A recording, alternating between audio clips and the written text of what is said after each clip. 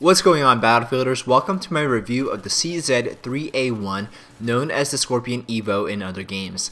It's classified as a PDW, meaning it can only be used by the engineer class. This system is different from Battlefield 3, where PDWs were all kit weapons. Whenever a new game launches, everyone wants to know what's the best gun, whether it's the best gun per class or the best gun overall. This is both a fun and frustrating question to try to answer. Most of the time, the answer will be largely subjective depending on personal preferences and playstyle. Some guns have an inherent statistical advantage. For example, the assault class ACE-23 is quickly becoming the new M16A3, so named because of the gun's infamy in Battlefield 3. I personally like weapons with one overwhelmingly strong attribute and has trade-offs in some other areas, instead of weapons that have more balanced handling. With the Scorpion, its strongest attribute is its rate of fire. Shooting at 1,000 rounds per minute, this rate of fire is fastest not only in the PDW class, but tied for the fastest in all infantry weapons. This makes it the second fastest killing full auto weapon, second only to the FAMAS at longer ranges. A short time to kill is one of the most, if not the most, important statistic in competitive play. The damage model makes the gun most effective at extremely close quarters. We're talking corridors and room-to-room combat. It does 25 maximum damage up to 8 meters, meaning it'll take 4 body shots to kill, but it'll be a 3-shot kill if one is to the head. The damage decreases until it does only 12.1 damage at 55 meters, meaning a 9-shot kill at that range. The only PDWs that outdamage the Scorpion are the UMP-45 and the PDW-R, but they're much slower firing guns.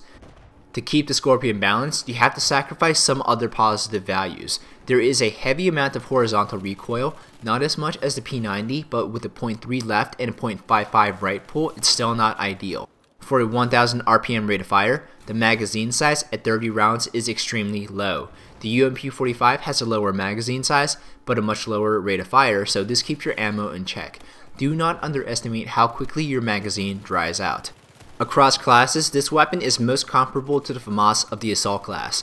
However, the Scorpion is much more effective for engineers than the FAMAS is for assault. The limiting factor to the effectiveness of the FAMAS in Battlefield 4 is not its recoil or accuracy.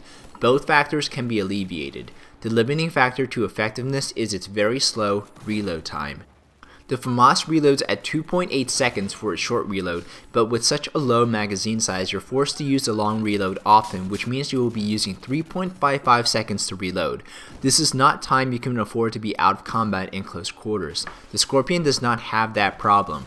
Its short reload is 1.9 seconds, and its long reload is 2.4 seconds, which is very manageable. The Scorpion shreds through enemies like a hot knife through butter. The gameplay speaks for itself. You see me get feed after feed after feed. The best strategies to maximize the effectiveness of the Scorpion all revolve around forcing the enemies to play on your terms. You do not want to get into a head-on gunfight with this gun.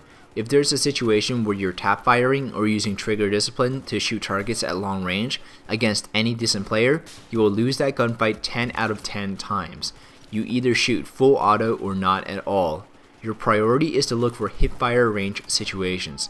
Only aim down sights when you're 100% sure you have the kill, or you're in a panic situation where you are engaged and won't find cover before returning fire. In any engagement, you always want to be moving. Strafe from side to side while you're taking your shots. For some rifles, it's better to stop strafing temporarily to land a few accurate shots, but in the range of the Scorpion, you always want to be strafing in an unpredictable fashion. Don't always just go left or right alternating. Let's discuss the best attachments. For sights, use a red dot optic like the Coyote or the Cobra. I am a huge fan of the Coyote sight, but it only unlocks early for the Chinese guns, and you have to get them in battle packs for the Russian and American guns, so it will take a bit of grinding before I have it for the Scorpion. I would use either the compensator or the suppressor for barrel attachments. High horizontal recoil was one of the weak points of this gun, and the compensator helps alleviate that. The accuracy improves drastically. The suppressor won't help your accuracy as much as the compensator, but you'll get into more situations where you catch enemies unaware, so you have more time to think about your aim.